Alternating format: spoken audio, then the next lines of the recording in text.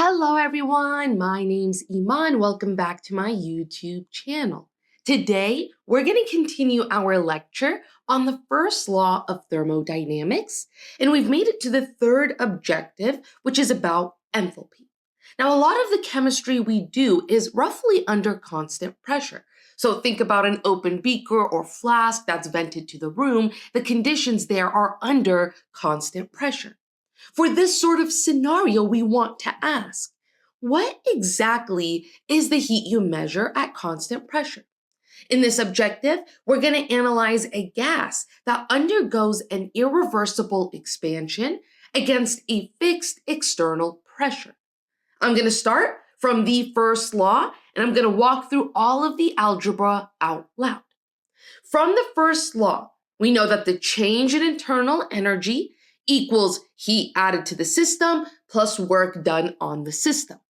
At constant pressure, we can specify that the heat term is under such conditions by writing QP, where the P signals constant pressure conditions. In addition, for an irreversible expansion against a constant external pressure, the only work is pressure volume work, and we can write that work equals negative pressure times the volume change. Plugging those relationships into the first law gets us that the change in U equals heat under constant pressure plus negative P times delta V. We can then rearrange to solve for the heat at constant pressure, and that is equal to the change in internal energy plus P delta V. Looking at this equation, it tells us that if a process runs at a fixed pressure and only PV work occurs, then the heat you measure in your experiment is not just the internal energy change. There's also an extra piece, P delta V, that accounts for the pressure volume work.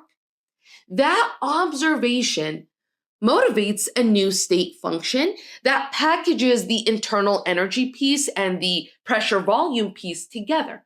And because pressure, volume, and internal energy are all state functions, their sum is also a state function. So we're going to define that sum as enthalpy, and we're going to write H is equal to U plus PV. Then we can ask, how does enthalpy change when this system changes? So we're going to start directly from the definition we just wrote, H equals U plus PV, and we're going to look at finite changes. So we're going to apply delta to the H term, to the U term, and to the PV term. And when we write that out, we're going to go ahead and distribute that change, that delta, over the product of PV. So for a finite step, that's delta, in parentheses, PV, that will be equal to P delta V plus V delta P plus delta P delta V. That last term, delta P delta V, that is a product of two changes. It matters only if both P and V jump a lot in a single step. When we pass to differentials, that product becomes second order and small, and it vanishes. In addition, we're under constant pressure conditions. So delta P is equal to 0, and the enthalpy change simplifies both in finite and differential form to delta H equals delta U plus P delta V. We can write dH equals du plus P dV. Compare this with our earlier constant pressure heat expression, QP equals delta U plus P delta V. You see the punchline here. At constant pressure, with only PV work occurring, the heat you exchange equals the change in enthalpy. So QP equals delta H. This is why enthalpy is the star of constant pressure calorimetry. The thing you can measure directly as heat at the lab bench is exactly delta H. It's also helpful to connect delta H to delta U in a way that shows when they differ and by how much. So rearranging the constant pressure expression, that's going to give us a comparison. delta H minus delta U. That is going to be equal to pressure times delta V. For an ideal gas, you can then translate that P delta V term into a term that encompasses change in moles. We're going to use our ideal gas law, PV equals nRT.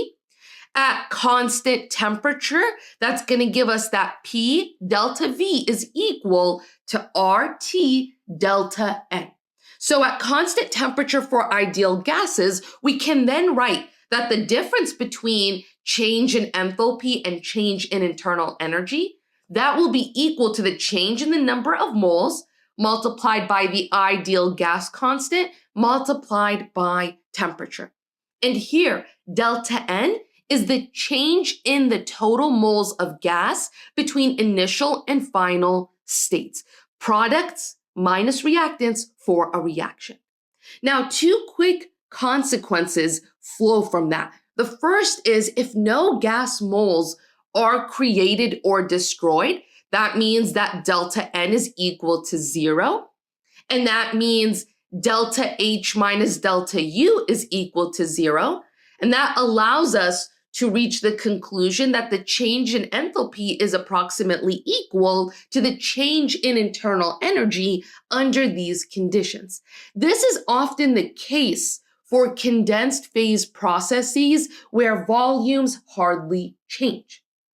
The second consequence that flows from that is if gas moles do change, delta H and delta U differ by exactly the energetic cost of creating or removing that P delta V expansion work against the surroundings. Keeping that in mind, let's go ahead and apply it to a practice problem. This one says, compare the difference between delta H and delta U for the following physical changes. A says 1 mole ice to 1 mole water at 273 Kelvin and 1 atmosphere. And B says 1 mole water to 1 mole steam at 373 Kelvin and 1 atmosphere. The molar volume of ice and water at 273 Kelvin are 0.0196 liters per mole and 0.0180 liters per mole, respectively. The molar volumes of water and steam at 373 Kelvin or 0.0188 liters per mole and 30.16 liters per mole, respectively. To solve this problem, we're going to be using the equation delta H minus delta U equals P times delta V. First, we'll start with A, melting 1 mole of ice to liquid water at 273 Kelvin and 1 atmosphere. We're going to start by finding the molar volume change, final minus initial, because that's the quantity that multiplies the pressure. Using the given values, the liquid has a molar volume of 0.0180 liters per mole, and the solid has 0.0196 liters per mole. So the system actually contracts upon melting. Numerically, that difference is negative 0.0016 liters per mole. Now I multiply by the pressure, which is 1 atmosphere, to get the difference between delta H and delta U at constant pressure. So we can write delta H minus delta U equals 1 atmosphere multiplied by negative 0.0016 liters per mole.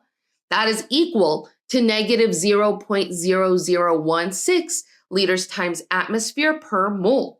And to go ahead and take that value and express it in joules, we're going to use the conversion factor that 1 liter times atmosphere equals 101.3 joules. This gives us negative 0.16 joules per mole. So for melting, delta H and delta U are essentially the same, with delta U being just the tiniest bit larger than delta H because the volume decreases slightly and the surroundings do a whisper of P delta V work on the system. Then we move into part B, vaporizing 1 mole of liquid water to steam at 373 Kelvin and 1 atmosphere. Again, we start with the molar volume change. Steam has a molar volume of 30.61 liters per mole, while the liquid at that temperature has 0.0188 liters per mole. That means that the system expands enormously. So delta V is large and positive. 30.61 minus 0.0188, that is equal to 30.59 liters per mole. Then multiplying by the pressure gives the delta H minus delta U difference.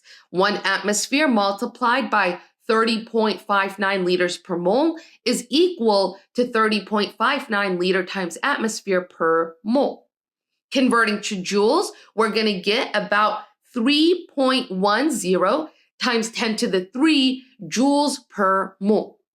So for boiling, delta H sits above delta U by about 3.1 kilojoules per mole because at constant pressure, the system must also supply the mechanical P delta V work to push back the atmosphere as it becomes a gas. And the big picture to tie this in together is when only condensed phases are involved, the volume change is tiny and P delta V is negligible. So delta H and delta U are practically identical. But when a gas is produced or consumed, P delta V can become substantial, and that is exactly the gap you see between delta H and delta U. With that, we have completed objective 3, and we can now move into our next objective on heat capacity. Heat capacity is a thermodynamic property that connects the amount of heat transferred into a system with the resulting change in temperature. So at its core, it answers the question, if I supply a certain amount of heat, how much will the temperature of the system rise? And several factors determine the temperature change. It depends on the amount of heat supplied. It depends on the quantity of material present. It depends on the physical nature of that material, and it depends on the conditions under which the heating takes place. In this discussion, we're going to restrict ourselves to temperature changes only without considering phase transitions. We're going to begin with the familiar relationship we've seen a lot in general chemistry, Q equals mc delta T.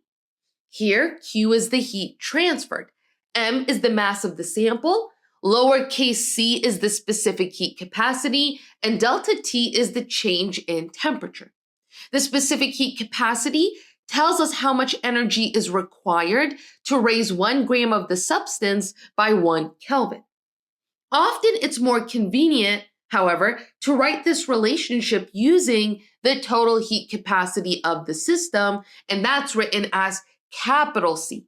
In this case, the equation becomes Q equals capital C delta T, where of course capital C is equal to mass times the specific heat capacity. Heat capacity capital C, it belongs to the entire sample. It depends directly on the amount of material. So if the mass of the sample doubles, the heat capacity doubles. And for this reason, capital C is classified as an extensive property. Its units are joules per Kelvin. We can also express this relationship as capital C equals the heat added divided by the temperature change. Chemists often work in terms of moles, so it is also useful to define the molar heat capacity, and that's written as C bar. Here at the bottom of the page, we have written C bar is equal to C divided by N equals Q divided by N times delta T. Here, N is the number of moles. Molar heat capacity represents the amount of heat that's required to raise the temperature of 1 mole of a substance by 1 Kelvin, and its units are joules per mole per Kelvin. Unlike capital C, which is extensive, the molar heat capacity, C bar, is intensive. With these equations in hand, we can actually begin to dive into this topic further. To start, heat capacity is directly measurable, but its value depends on the conditions of heating. Specifically, whether the system is constrained to constant volume or constant pressure changes the result because this determines whether or not the system performs expansion work as it warms up. These two conditions lead us to define the constant volume heat capacity, capital CV. From now on, I'm just going to say CV. And it allows us to define the constant pressure heat capacity, capital CP, which I'm going to just refer to as CP moving forward. Let's begin with the constant volume case. If a system's confined to a rigid container, its volume cannot change, which means there is no expansion work performed on the surroundings. On the previous page, we defined heat capacity in general as the heat transferred divided by the temperature change. At constant volume, we denote this as CV. It is defined as the heat added at constant volume, QV, divided by the corresponding temperature change. That subscript V indicates the condition under which this measurement is made. Next, we want to connect this definition to the first law of thermodynamics. Recall that the first law states that the change in internal energy delta U equals the heat added to the system plus the work done on the system. At constant volume, the change in volume delta V is 0, which makes the work term vanish. And so under these conditions, all of the heat that's supplied goes directly into changing the internal energy. So we can write delta U equals QV. If we substitute this relationship into our definition of heat capacity, we can now write CV is equal to delta U divided by delta T. This equation tells us that the constant volume heat capacity describes how much the internal energy of a system changes for a given change in temperature when volume is fixed. More generally, when we allow for temperature to vary continuously, we can write this relationship as a derivative. CV equals the partial derivative of the internal energy with respect to temperature, holding the volume constant. And this derivative form is important because in many cases, especially when heat capacity depends on temperature, the relationship can't be captured by a simple ratio of finite changes. The derivative emphasizes that heat capacity is the slope of internal energy versus temperature under constant volume conditions. Now, to move from this derivative form to the equation du equals CV dt, we're just applying the definition of a derivative in differential form. If CV is defined as the rate of change of internal energy with respect to temperature, then multiplying both sides by a small change in temperature dt gives a small corresponding change in internal energy du. This is why we can write du is equal to CV dt. Once we have this differential relationship, we can integrate it to calculate the internal change, the internal energy changes over a finite temperature interval. If CV is constant, then the integral simplifies neatly to delta U equals CV delta T, or on a molar basis, delta U is equal to N C bar V delta T. Now let's turn to the case of constant pressure. If a system is allowed to expand as it's heated, then part of the heat supplied goes into doing work against the external pressure. This means that not all of the heat goes directly into changing the internal energy, unlike in the constant volume case. Now we again start from the general definition of heat capacity as the heat transferred divided by the temperature change. At constant pressure, we're going to denote this as Cp. It is defined as the heat added at constant pressure Qp divided by the corresponding change in temperature. Again, that subscript P, it indicates that this value is measured under constant pressure conditions. To connect this to thermodynamics, recall that the heat added at constant pressure, that's equal to the change in enthalpy delta H. And this result follows directly from the definition of enthalpy, H equals U plus PV. When pressure is constant, any volume change contributes a P delta V term, which represents the expansion work. The sum of this internal energy change and this P delta V work is exactly the change in enthalpy. Therefore, under constant pressure, Qp equals delta H. If we substitute this relationship into the heat capacity definition, we're going to get that Cp is equal to delta H divided by delta T. And that tells us that the constant pressure heat capacity describes how much the enthalpy of a system changes for a given temperature change when pressure is fixed. Like before, we can express this more generally in differential form. Cp is the partial derivative of the enthalpy with respect to temperature, holding the pressure constant. And this form is important because just like Cv, the value of Cp can depend on temperature. Writing it as a derivative highlights that Cp captures the slope of enthalpy versus temperature at constant pressure. And from here, we can write the corresponding differential relationship. A small change in enthalpy is equal to Cp times a small change in temperature. dH equals Cp dt. And this follows directly from the definition of the derivative, just like we saw in the constant volume case. Finally, we can integrate this expression over a finite temperature interval to calculate enthalpy changes. If Cp is constant over the range, the result simplifies to delta H equals Cp delta T, or on a molar basis, this would be equal to delta H equals N C bar P delta T.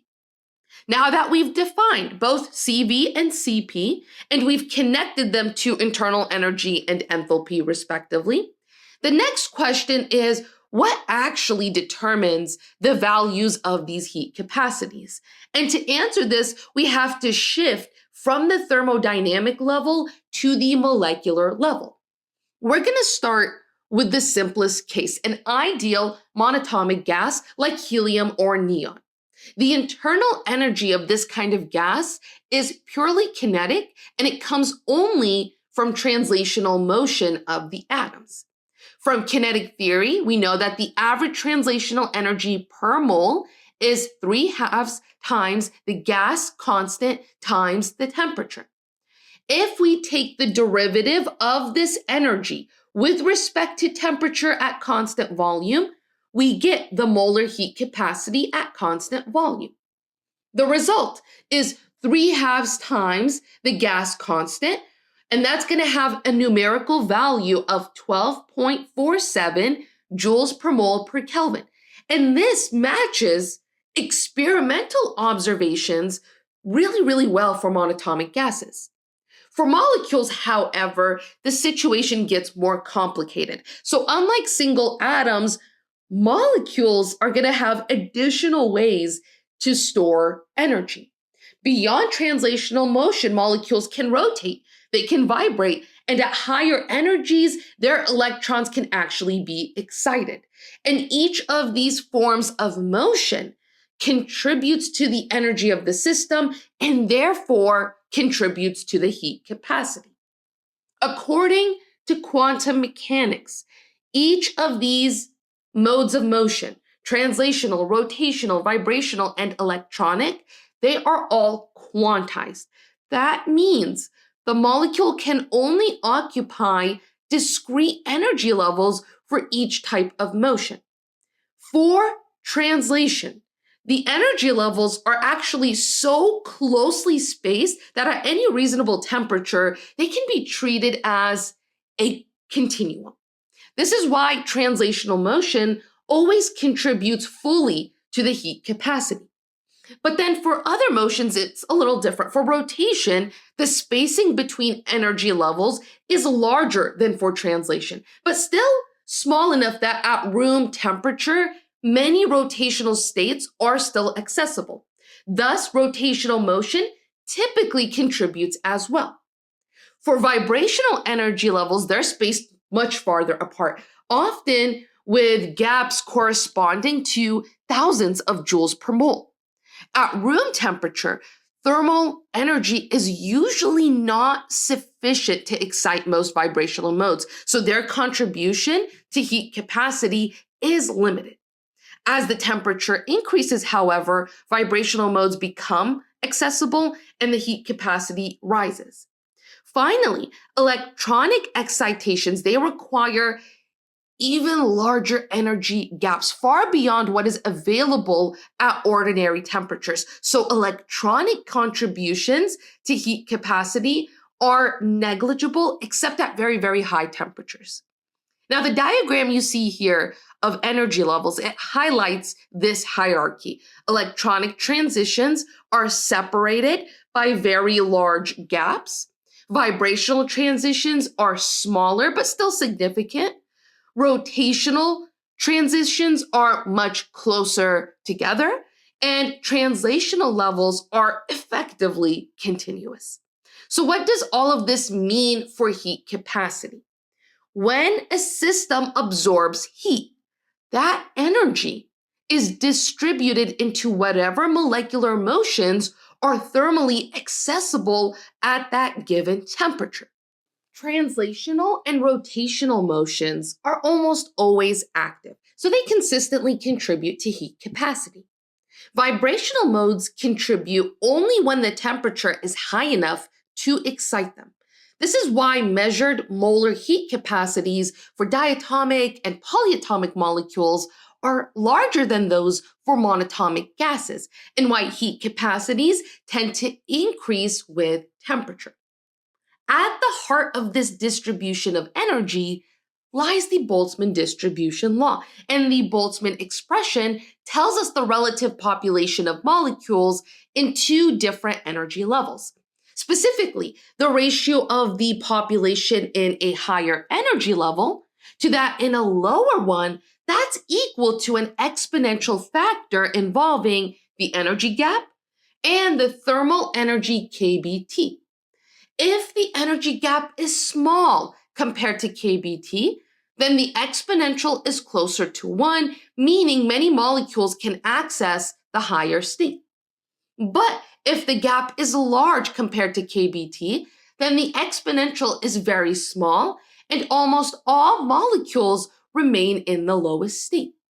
This framework explains why rotational and translational motions are effectively quote unquote turned on at room temperature, while vibrational and electronic modes are largely turned off.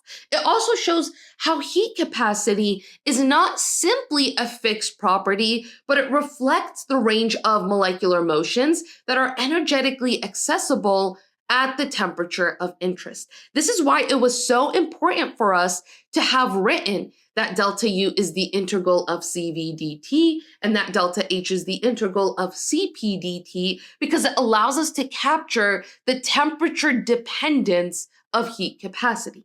And in this sense, heat capacity is really an energy capacity. It tells us how much energy the system can absorb and store in its molecular degrees of freedom when the temperature is increased.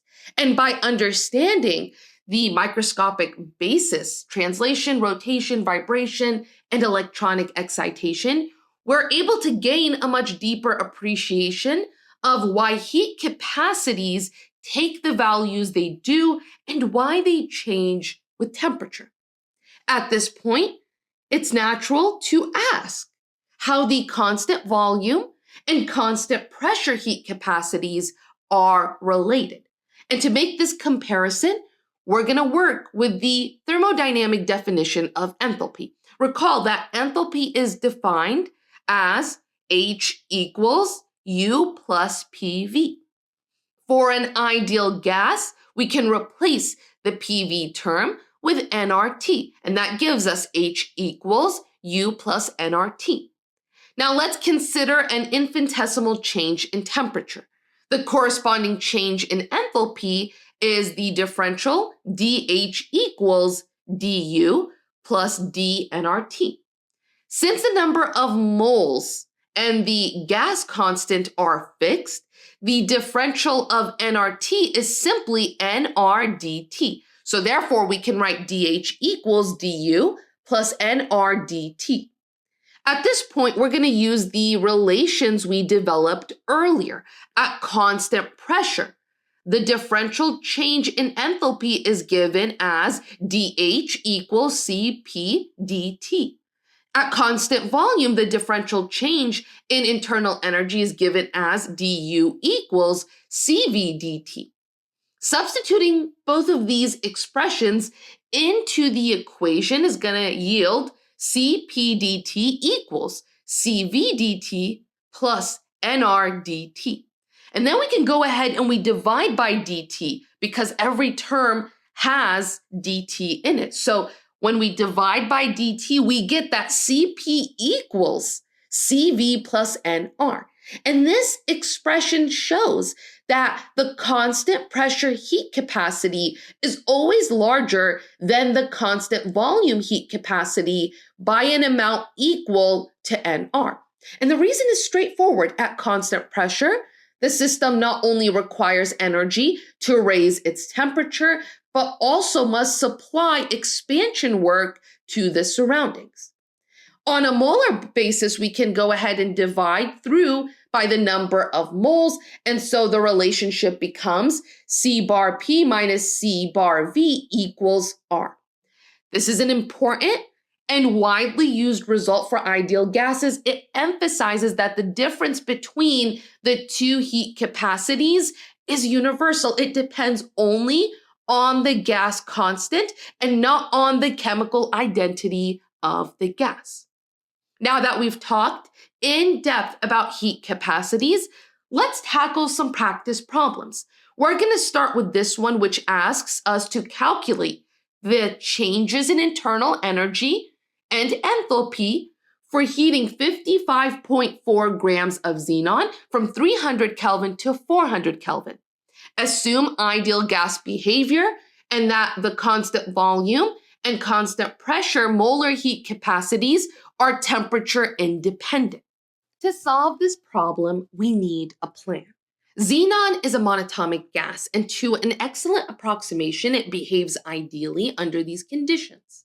Since the problem tells us to assume that heat capacities are independent of temperature, we can use the finite difference formulas directly.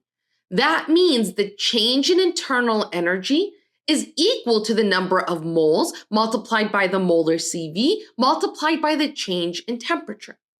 Likewise, the change in enthalpy is equal to the number of moles multiplied by the molar Cp multiplied by the change in temperature. With that in mind, we can begin with step 1, which is to convert the given mass of xenon into moles. The molar mass of xenon is 131.29 grams per mole. Dividing 55.4 grams by 131.29 grams per mole gives us 0.4219 moles. Next, we can calculate the change in temperature. The final temperature is 400 Kelvin, and the initial temperature is 300 Kelvin, so the difference is 100 Kelvin. Now we bring in the heat capacities. The molar CV for a monatomic ideal gas is 3/2 times the gas constant. Multiplying 3/2 by 8.314 joules per mole per Kelvin, that gives us 12.47 joules per mole per Kelvin. Now, how do we figure out the molar heat capacity at constant pressure? Well, we can take advantage of the relationship we just derived between molar Cp and molar Cv. Recall that molar Cp minus molar Cv is equal to the gas constant R. Rearranging, we can say molar Cp is equal to molar Cv plus R. Substituting in, that means Cp is equal to 3/2 R plus 1 R, which is 5/2 R. Multiplying 5/2 by 8.314 joules per mole per Kelvin gives us 20.79 joules per mole per Kelvin. So now we have our molar Cv and our molar Cp. We have temperature change, we have moles. We can now calculate the energy changes. For the change in internal energy, we write delta U equals the number of moles times molar Cv times delta T. We can substitute values in, so we can have 0.4219 moles times 12.47 joules per mole per Kelvin times 100 Kelvin. This equals 526 joules. For the change in enthalpy, we write delta H equals the number of moles times molar Cp times delta T. Again, substituting the values, we have 0.4219 moles times 20.79 joules per mole per Kelvin times 100 Kelvin. This equals 877 joules. So our final answers are the change in internal energy is approximately 526 joules, and the change in enthalpy is approximately 877 joules. Let's tackle the second problem. This one asks the molar heat capacity of oxygen at constant pressure is given by 25.7 plus 0.0130 times T in joules per mole per Kelvin. Calculate the enthalpy change when 1.46 moles of oxygen are heated from 298 Kelvin to 367 Kelvin. This problem is different from the xenon example because the heat capacity here depends on temperature. That means we cannot use the shortcut that says enthalpy change equals the number of moles times the molar Cp times the temperature change. Instead, we have to integrate the heat capacity over the temperature interval. We start by writing the general relationship. Enthalpy change equals the integral from the initial to the final temperature of the number of moles multiplied by the molar heat capacity as a function of temperature with respect to temperature. So substituting what we're given, enthalpy change equals the integral from 298 to 367 Kelvin of 1.46 moles multiplied by the quantity 25.7 plus 0.0130 times T in joules per mole per Kelvin with respect to T. Next, we're going to evaluate the integral. The integral of 25.7 with respect to T is 25.7 times T. The integral of 0.0130 times T with respect to T is 0.00650 times T squared. Since dividing 0.0130 by 2 gives us 0.00650. So putting those together, the expression inside the brackets becomes 25.7 times T plus 0.00650 times T squared.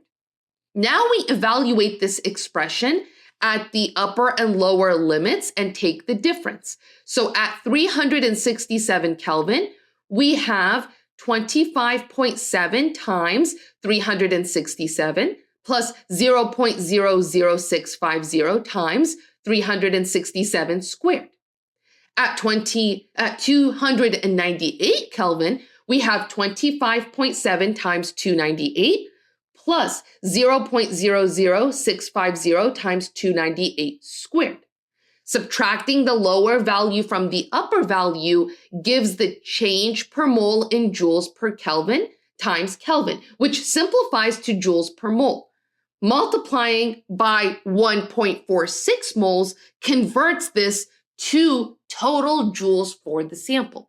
So carrying out this math gives approximately 3.02 times 10 to the third joules. So the enthalpy change for heating 1.46 moles of oxygen from 298 Kelvin to 367 Kelvin is about 3,020 joules.